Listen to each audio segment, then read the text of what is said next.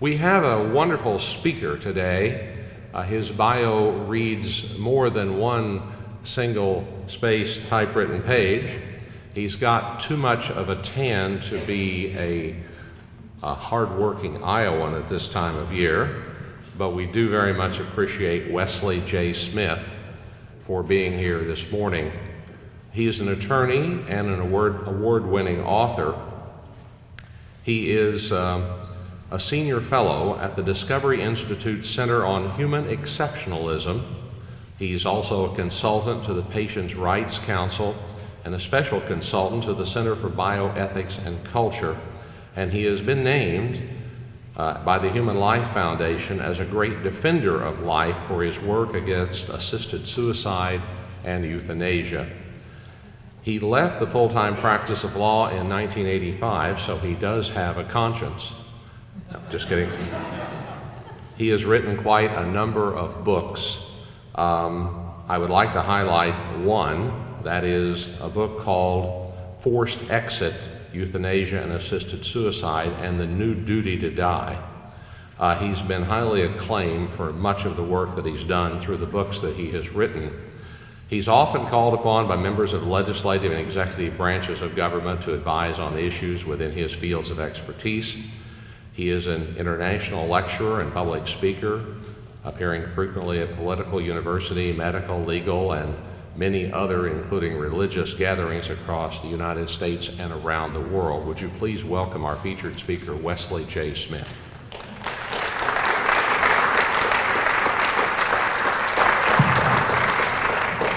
His photo also appears on post office walls across the country.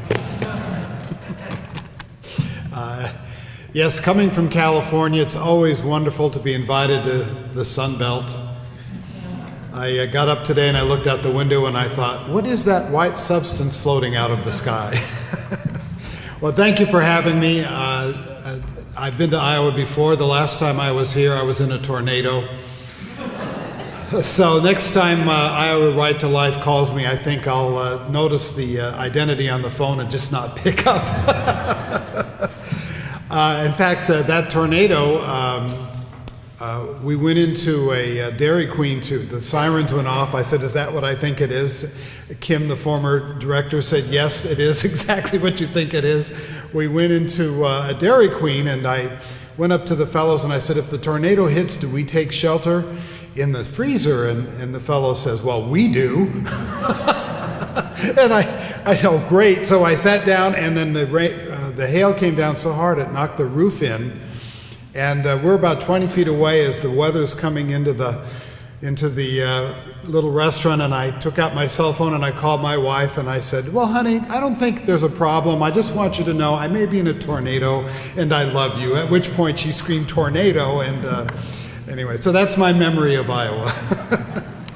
I really do appreciate being asked to come here today, particularly since at this point, as far as we're aware, there is no acute impending assisted suicide crisis pending in the state. But it's important, and I think that's why I was invited, that people be aware that this issue can come and hit at any time, at any place. It can come in a court, it can come in a legislative proposal, it can come with the assisted suicide anarchists descending onto a helpless or suffering elderly person or a disabled person and doing an assisted suicide with helium and the way these things work. So it's very important to understand that just because something doesn't appear to be happening now doesn't mean it won't be happening tomorrow.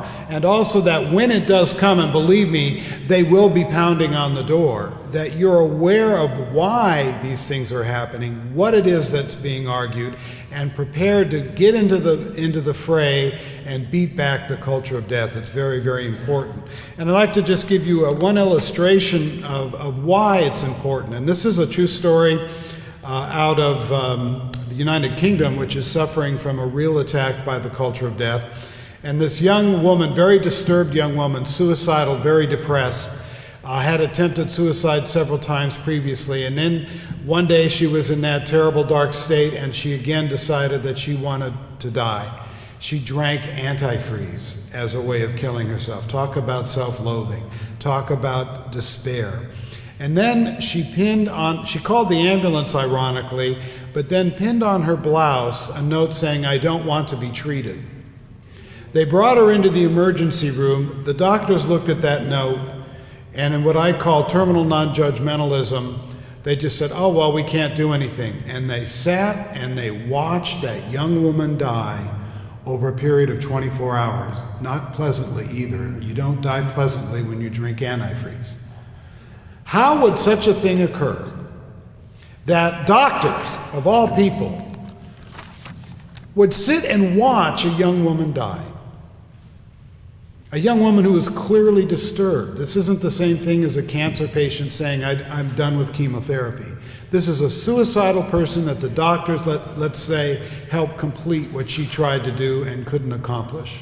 And obviously also had some mixed feelings about, because she's the one who called the ambulance. How could that happen? Well, I think we'll find that there has been a very detrimental shift in the overriding purpose of society over the last several decades. And I figured this out because of a book written by a really up-and-coming and very effective bioethicist named Yuval Levin. You may have heard of him. He used to be a staff member on the President's Council on Bioethics. He's a protege of Leon Kass, who is really one of our great public intellectuals in this country, standing up for the unique dignity of human life. And he wrote a book called Imagining the Future. Now, Imagining the Future is about the stem cell debate, and it tries to explain conservatives to liberals and liberals to conservatives. And of course, that's a little beyond our scope here. But he had one point in his book that really rang a bell for me, because I had been spending many years. I first got into this fray in 1993, so I've been doing this 21 years now, hard to believe. I used to have dark hair.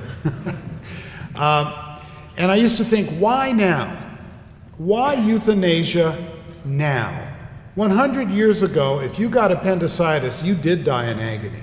100 years ago, if you got bone cancer, you did die in agony. But today, we have done so much, and the incredible breakthroughs of medical science to alleviate suffering, to prevent people from literally dying in agony. 100 years ago, there was no real discussion of death with dignity or euthanasia.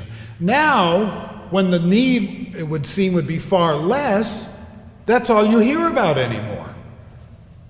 And that somehow a dignified death is being overdosed by poison, which I've always found a bit ironic. Well, then I read this book, and he just, it's almost an aside in what he wrote, but he talked about how the purpose of society has been shifting for a couple of hundred years, actually. And he mentions Descartes, talking about health as the primary good and foundation of all other goods of this life. And let me read what Yuval Levin had to say, because this gave me my real, I should have had a V8 moment. He said, but Descartes' formulation in the worldview of modern science sees health not only as a foundation, but also a principal goal, not only as a beginning, but also an end. Relief and preservation from disease and pain, from misery and necessity, become the defining ends of human action and therefore of human societies. Think about that. If preventing suffering, which by the way is a utopian idea, of course we have a duty to mitigate suffering. That is a human obligation and certainly a Christian obligation. But the idea that you can eliminate it, that you can prevent it, is utopian, because it really is impossible to do. And if preventing suffering becomes the purpose of society, not promoting righteousness, not promoting justice, but preventing suffering, well, that very quickly morphs into eliminating the sufferer, doesn't it? And then when you think about that, what constitutes suffering becomes very elastic. Let me give you an example. My uncle Bruno died of Alzheimer's disease at the age of not quite 91. My uncle Bruno suffered, there's no question about it. Who else suffered? My Aunt Martha suffered, his wife, because she saw her beloved husband of so many years go through this very difficult circumstance. My cousin suffered, seeing her father deal with these circumstances. My mother suffered. My mother, when she was 5, her father died. And her older brother, Bruno, became the rock in her life, who took care of her through those years that my mother's 96 now, so she grew up in the 20s. And Bruno was the rock for her, the one thing that had never varied in her life. It was her uncle Bruno, or her brother Bruno, my uncle. My mother suffered, let me tell you, watching her brother go through that. I suffered watching these people go through that. But who else might be said to suffer? Well, we often hear in these discussions, what about the medical team and their suffering? Because remember, eliminating suffering now is becoming the purpose. And it's not just the suffering of the person who's ill or disabled, or mentally ill as in the Wolterton situation, but the family members and then the medical team that cared for my uncle. They suffered.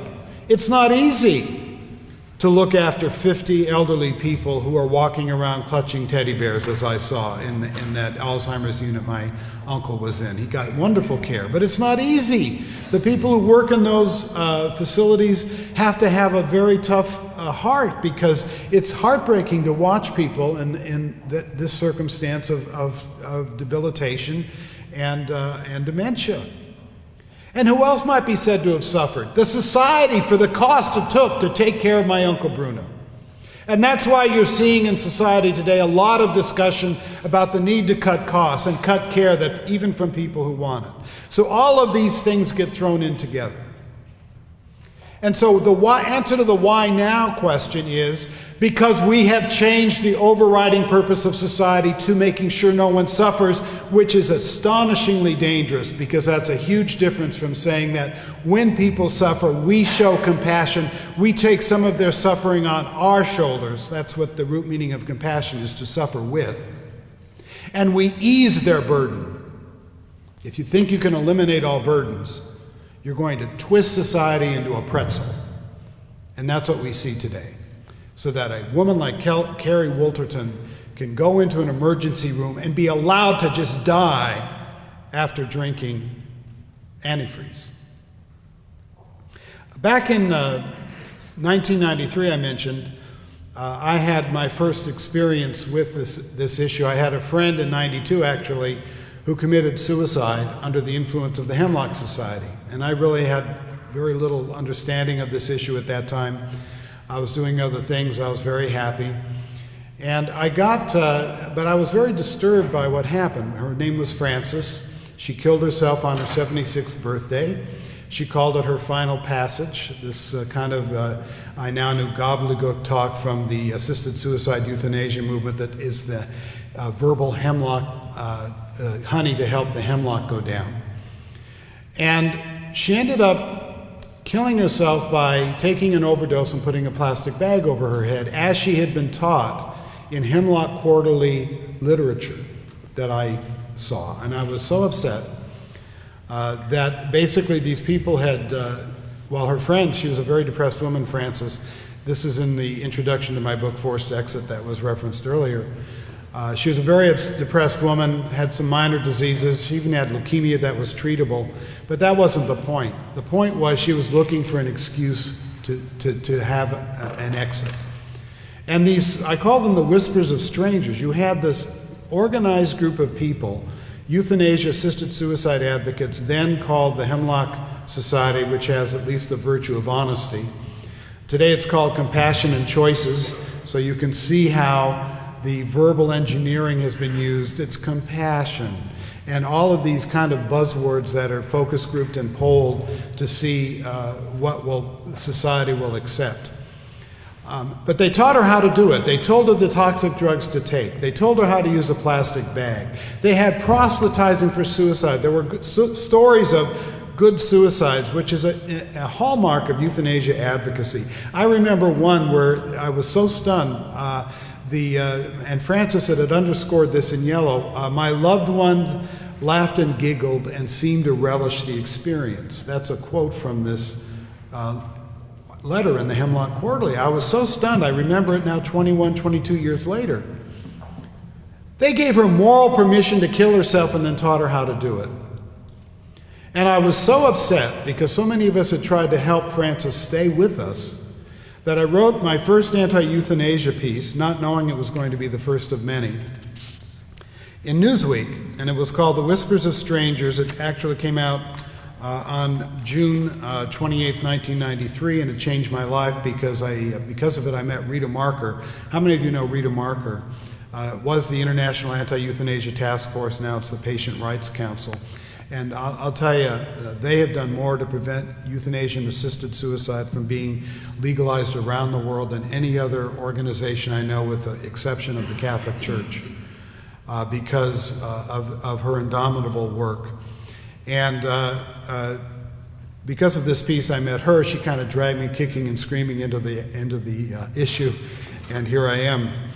But I thought about this as a lawyer, and we're a logical species, and I projected out, where will this lead? And I'd like to read just a touch of what I wrote back in 1993, for which I was called an alarmist and extremist. You've all heard the stories when one tells the truth or one makes a proper prediction based on the facts on the ground, the screaming and howling that takes place.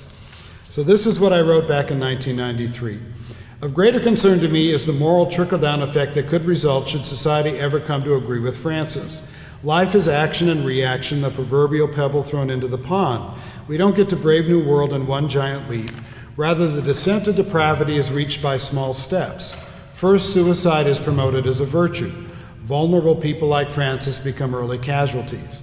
Then follows mercy killing of the terminally ill. From there, it is a hop, skip, and a jump to killing people who don't have a good quality of life, with perhaps the prospect of organ harvesting thrown in as a plum to society. So that was in 1993. I was told it was unthinkable, it could never happen, I'm an alarmist. And what I wrote there is not only all taking place today, but much worse than even I could have predicted is taking place. And I'll go through some of that very quickly here. I want to take us to Belgium. Belgium legalized euthanasia and assisted suicide about 10 years ago. And Belgium has embraced the culture of death with a death grip, if you will. They have some people slide down the slope, kind of holding on, trying to keep from falling once they've opened the door. Belgium has leaped off the cliff head first with a smile on its face. And what has happened in Belgium? Well, how many of you heard the headlines from just last week? Belgium just legalized euthanasia for children, specifically through the parliament. And what the law says is that it's supposed to be limited to the terminally ill. It won't stay that way, I'll get into that. But it requires the child, and there's no age limit, there's just the idea by the doctor that the child has the understanding to make the request. The child has to write a letter to the doctor asking to be killed. I can't think of anything more cruel. Well, little Johnny, you want to die? Yes, you've got leukemia. Write a letter to your doctor and ask if he will kill you. I can't imagine that. There was during the debate, one doctor who was an advocate in Belgium said she's already talking to her 5-year-old about euthanasia and when the time comes for her. I'm thinking, what kind of a parent talks to their children about wanting to be killed? Good grief. How about talking to your children about wanting to live and how to move forward with a life and live right and righteously and have integrity and so forth? So, I mean, it's a whole different way of thinking. It's a whole different worldview. And I think the problem that we have on this side of the fence, if you will, is that it's very, very difficult to get our mind around that kind of thinking. And and for a lot, not for you here because you came here on this bright sunny day, but for a lot of people it's, oh, it'll never happen here. They aren't serious. They don't really mean it. Oh, what will they think of next? It's slippery slope arguing. You're an alarmist. No, it's facts on the ground. It not only can happen here, it is happening here. It is happening now. And a lot of people, it's very tough to look at it, but a lot of people don't want to see it. Because if your eyes open and you see it, then you've got a moral decision to make, don't you? You take a look at what's happening in Belgium, the idea that they're going to euthanize children, and that children are going to ask to be euthanized in a letter. And we were talking about how for people who understand the intrinsic wrongness of that lifestyle, it's very hard for people to say, well, this has to be taken seriously because it seems like it's something out of a Star Trek television show that's kind of interesting, but it's not relevant to us today. But it's very relevant to us today because, as I said earlier, when you decide that eliminating suffering is the point of society, is the overriding purpose, you cannot help but get to these places because, as I said very quickly, eliminating suffering becomes eliminating the sufferer. And let's talk about some of the other things that have been happening in Belgium. Well, there was, how many of you heard the story of the twins? They were born deaf, and they're identical twins. And they started to lose their eyesight, and they were so upset that they might not be able to see each other again at some point, that they were euthanized, and a doctor killed them both together and talked about what a peaceful and wonderful experience it was. Then there was the case, and all of these are documented. This isn't just apocrypha. These are documented stories. And by the way, I have a blog called Human Exceptionalism. It's on the National Review site. So you go to nationalreview.com, and the blog is called Human Exceptionalism. And I write about these and other issues that are all connected and with the links to the stories. And I do it not only to try to help educate people, but to provide a real-time history of these controversies as they're happening. And things are happening now in such a fast manner that it's almost difficult to keep up with what's going on. And 2 weeks later, you may forget something that had you upset 2 weeks ago. If you go to my blog and do searches or do Google search Wesley J. Smith and an issue, often you'll be able to find these things because they're a real-time history with the links. So this woman had a sex change operation and she was unhappy with it. She felt it was botched and she was euthanized. They are now doing in Belgium joint euthanasias of elderly couples who don't want to live apart. Now we're told that geriatric suicide and elderly suicide is a terrible problem, and it is. But then you have a very strong contingent of people saying this is death with dignity and embracing the idea not only of an elderly man or woman killing themselves with the help of a doctor or being lethally injected when they're ill, but when they don't want to be separated because they don't want to eventually be widowed. You know, I'm very happily married, and the idea of losing my wife is a horror to me. But that shouldn't mean that she and I at some point should be killed together. This is what's happening in Belgium, and it's happening openly, and it's happening with the support of the people because they've accepted the idea that ending suffering is the ultimate purpose of society, and that eliminating the sufferer is the way to go to prevent suffering. And remember my dark prediction that eventually we'd throw in organ harvesting as a plumb to society. That is now happening in Belgium. Not only is it happening, the doctors there brag about it. I've been waiting for this for 20 years. I've been waiting for that shoe to drop because it was so logical that you would create a purpose, a utilitarian benefit to society out of the killing agenda. And so there was a letter published in a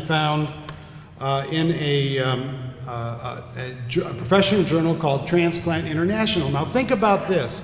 In a respected, peer-reviewed, professional organ transplant journal, a letter is published by doctors saying, we not only euthanized a patient who wanted to die, in this case it was a woman who was paralyzed, but at her request we then harvested her organs. And this is what they wrote. The case of two separate requests, first euthanasia and second organ donation after death, demonstrates that organ harvesting after euthanasia may be considered and accepted from ethical, legal, and practical viewpoints in countries where euthanasia is legally accepted.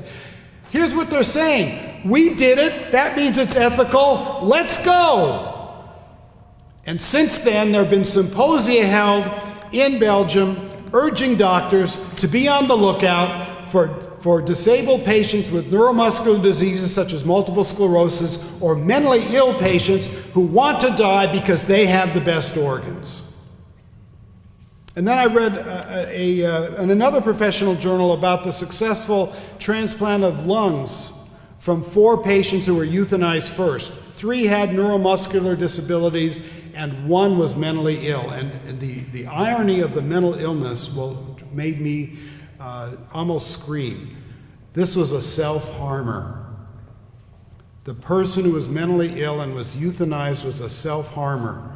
So they did the ultimate harm to the self-harmer and then took his or her organs. Culture of death, Wesley? What culture of death? This is really happening. But once you accept the premise, the Belgians aren't saying, no, we have to stop this, we have to go back in the other direction. They're applauding. And you see, that's how the slippery slope works. In 1993, Wesley said, this is going to lead to organ harvesting from euthanasia. People said, Wesley, you're an alarmist. I now say, see, look, it's leading to organ harvesting from euthanasia. And they say, well, so what? Because their attitudes shift. When you say killing is an acceptable answer to the problems of human suffering, your mind shifts 180 degrees, and you can begin to justify anything. They're now killing the mentally ill in the Netherlands as part of their euthanasia program. 2 years ago, I saw a psychiatric journal article in which psychiatrists said we have to basically have psychiatrists become more active in the euthanasia project in the Netherlands. At that time, about 13 people a year were being euthanized for mental illness. Last year, 2012, I think, according to the Dutch Minister of Health, who applauded the development, 45 people were killed for mental illness. So psychiatrists, who should be the last bastion of protection for suicidal people, instead are becoming the executioners of suicidal and mentally ill people in the Netherlands and in Belgium and in Switzerland, where they have suicide clinics where people fly in to be made dead from other countries. It's called suicide tourism. And the Swiss Supreme Court declared a constitutional right to assisted suicide for the mentally ill. I was in a debate about 2 years ago in Santa Barbara, where there was no snow, and it was with me and Faye Gersh, who was one of the big founders of the Hemlock Society, and a hospice doc and some other people. It was at the Museum of Natural History. And Faye had turned out her troops, so the place was filled with a lot of assisted suicide activists. And a woman got up, and she was clearly mentally disturbed. You could tell by her body had been ravished by her illness and her demons, if you will. And she went to the microphone, and she said, "I'm mentally ill. I should have a right to death with dignity too." And the audience erupted in applause. And I sat there thinking, what kind of people applaud the desire of a mentally ill woman to kill herself? But they thought they were being compassionate. They thought they were supporting her in her right not to suffer. And they couldn't see that they were actually abandoning her to the worst fears and demons and anguish that she has. It's the tragedy of our times that compassion is being used as the shield for something that's really uncompassionate and abandoning. You don't mitigate people's pain, you throw them away, you discard them. That's what I use harder language than they do. They use a lot of euphemisms, aid in dying instead of assisted suicide, because people, if you talk it like it is, people tend to reject the idea. But it's an abandoning culture. It's saying that when you've lost your productivity, when you can no longer... I once had somebody call me on talk radio and said, if I can't climb rocks, I want to die. Well, what if we took him seriously when he couldn't climb rocks? Should we do, oh, well, you said you wanted to die if you couldn't climb rocks. Of course not. People get through these terrible times, and it is our job to help them do that. It is certainly never our jobs to say, yes, you should commit suicide, or it's just choice. That's a way of abdicating our human responsibility to our brothers and our sisters.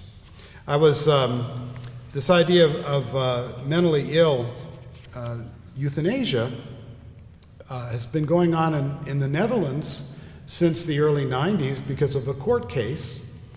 Dr. Chabot, C-H-A-B-O-T, Dr. Chabot is a psychiatrist, and he went to the Voluntary Euthanasia Society in Amsterdam. Now realize the euthanasia has been ongoing in the Netherlands since 1972, first through a decriminalized aspect and now formal legalization.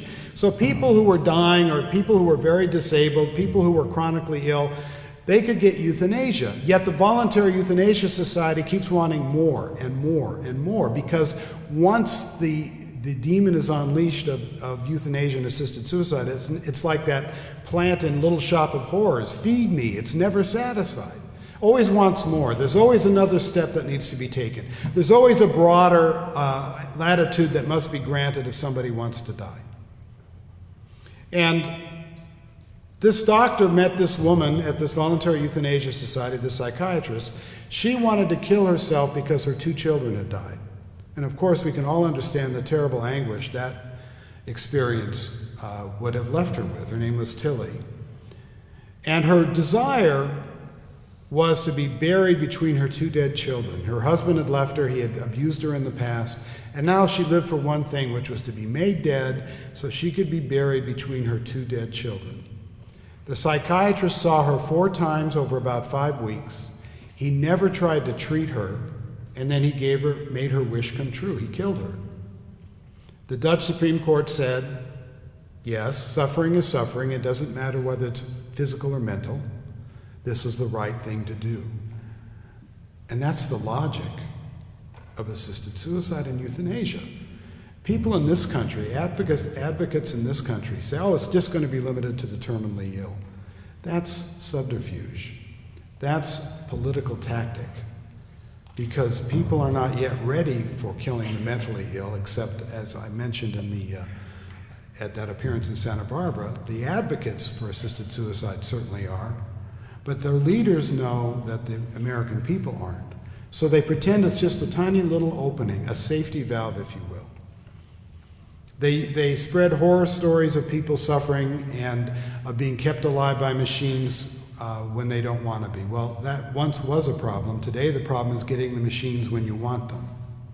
And people have a right to say no to unwanted medical treatment. And so when I was researching forced exit, I went to the Netherlands and I met the lawyer who represented this psychiatrist. His name was Eugene Sartorius, and I really liked him. He had a very sharp legal mind. He was very friendly to me. He knew my agenda and who I was. He was very welcoming to his law office, big smiles. He was Darth Vader, but he was a likable Darth Vader. And we were talking, and he said, you realize that there was never any question of punishing Dr. Chabot with jail. We just like to set the bases, the guidelines publicly so that people will know. Well, the public guidelines before this had been you don't do this for mentally ill people. So he wasn't just setting the guidelines, he was shattering them. And in the middle of our discussion, he said, did you know I've become Catholic? And I said, does the Pope know? But that's how it works, you know? And you see it in Belgium in some of the cases I've already discussed. You set a line in the sand, people then do have euthanasia within that line, but there are also cases beyond that line. But those cases beyond that line are never punished.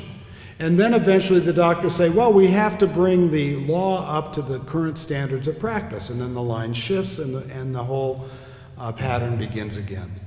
Just remember, when you hear euthanasia activists say, we're going to have guidelines to protect against abuse, Those are not actually intended to do that. They're to give the appearance of control. They are not enforced. In fact, they are not enforceable, because most of these situations you have doctors self-reporting. And they're about as much as likely to report that they violated the law as they are to report that they cheated on their taxes to the IRS. So this is where we go. And in the Netherlands now, by the way, how many of you remember the post-abortion controversy where the Bioethics Journal wrote about the propriety of infanticide? It happened about 2 years ago. There was a big controversy. Well, they called it post-birth abortion or after-birth abortion, which we're talking about killing babies who are born. Now, of course, the idea behind abortion used to be we cannot force a woman to do that which she does not wish to do, which is, in the abortion case, gestate. But the idea about infanticide has nothing to do with a woman being forced to do that which she does not wish to do. It's saying that if a family, and how many of you have heard of Peter Singer from Princeton?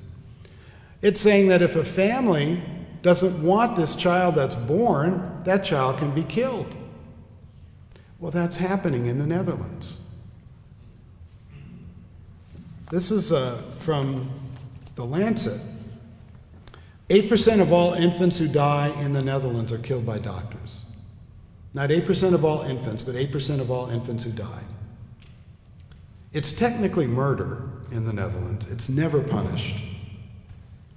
If there's ever an attempt to even bring a prosecution just to set the guideline, the KNMG, which is the Dutch Medical Association, goes nuts.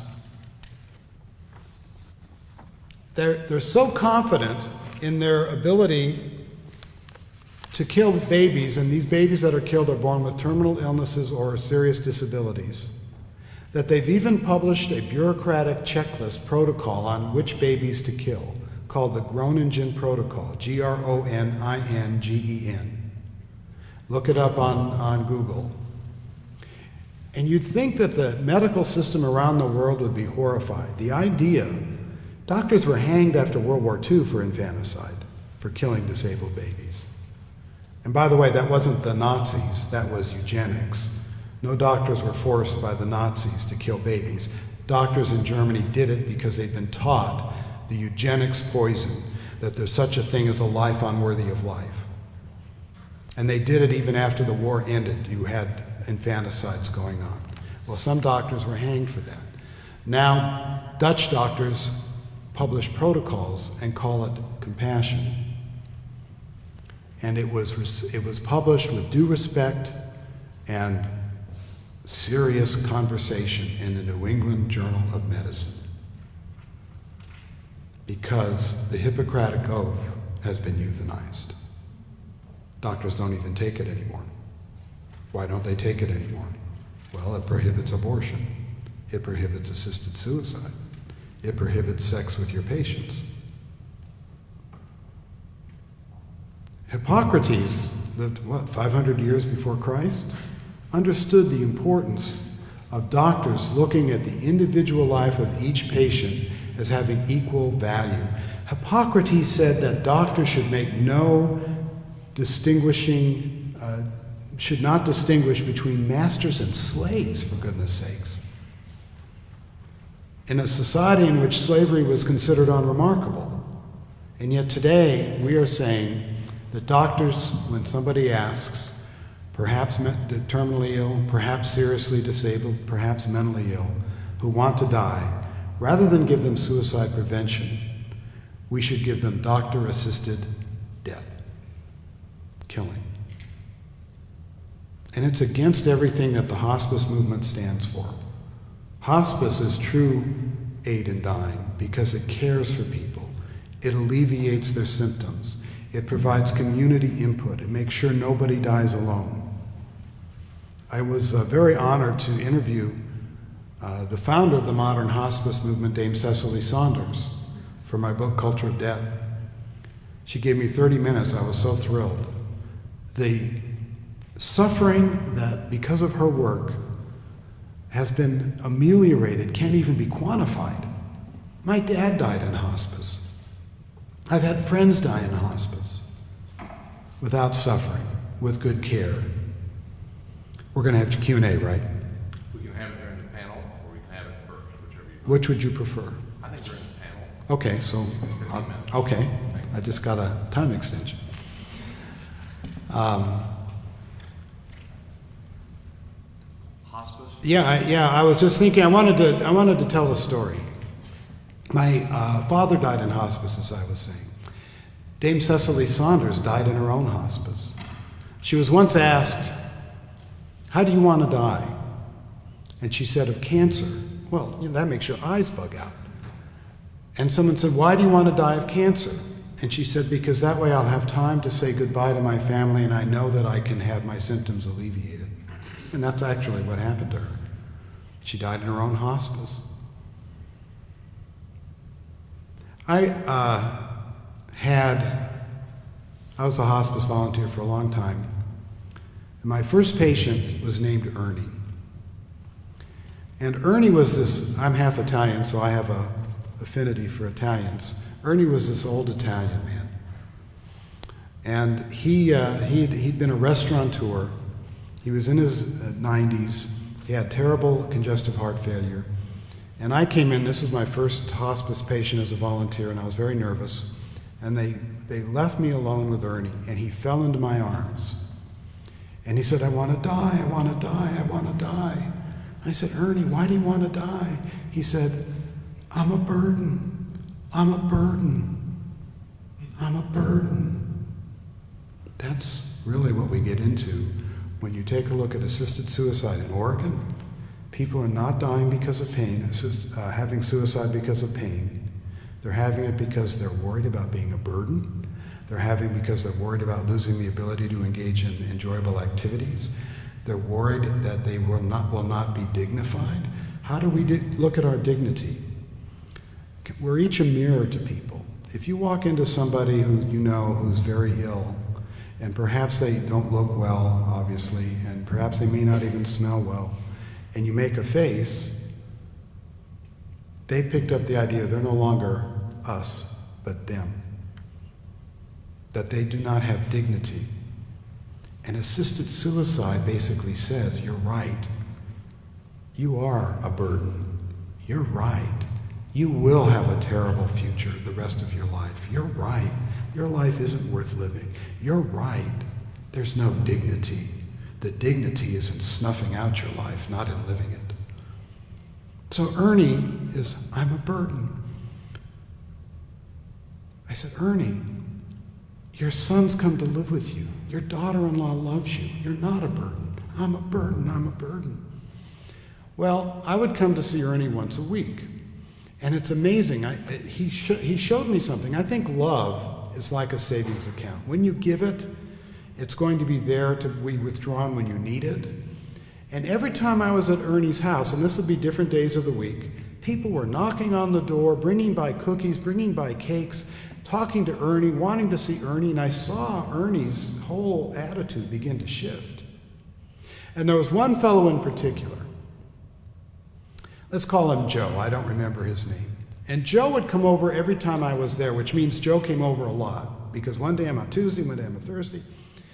And whenever Joe came over, I'd leave the two gentlemen alone and I'd go off in another room so they could visit. And I'd hear Joe saying, "Ernie, you gotta fight, Ernie, you gotta fight, you gotta fight." Well, eventually I lost Ernie. He didn't die, he got better and got kicked out of hospice.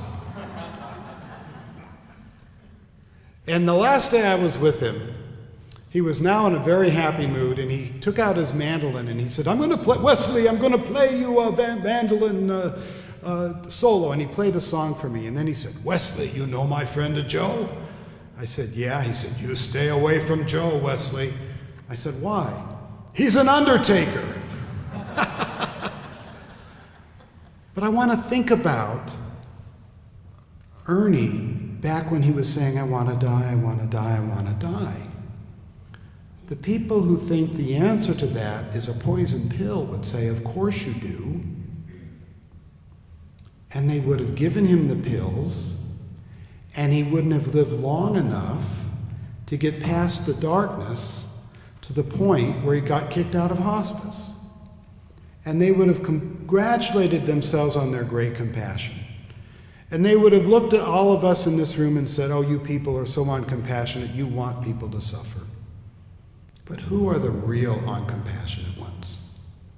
And of course, not everybody who enters hospice gets kicked out, although it happens more than you might think. What was the name of that humorist? Art Buchwald. Art Buchwald, the humorist, went into hospice with kidney failure, decided to give up dialysis, expected to die, didn't, got kicked out of hospice, and wrote another book before his ultimate demise. He could have had assisted suicide in Oregon, and he never would have written that last book. And even people who are not going to have that kind of unexpected extra time often are very, very glad that when they were in that dark moment, which any of us can reach, where they say, I want to die, I want to die, I want to die, that there were those people saying, no, let's find a better way. And they lived, because dying isn't dead. Dying is living. And it's a very important stage of living. And we have to be there to help people understand that the point of society is not to eliminate suffering, because that can end up in eliminating the sufferer.